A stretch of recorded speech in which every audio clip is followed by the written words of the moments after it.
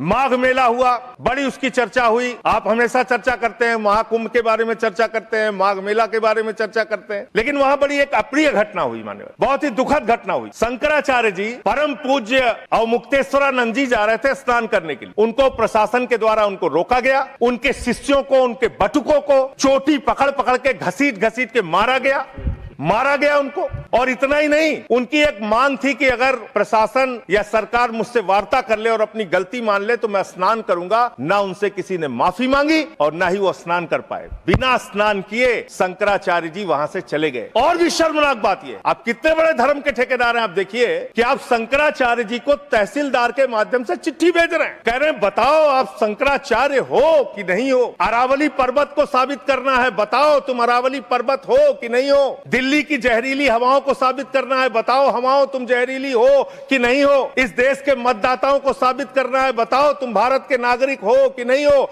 और शंकराचार्य जी को साबित करना है, बताओ आप शंकराचार्य हो कि नहीं हो। जो लोग अभी तक 12 साल में अपनी डिग्री नहीं दिखा पाए, वो शंकराचार्य से शंकराचार्य होने का प्रमाण मांग रहे हैं।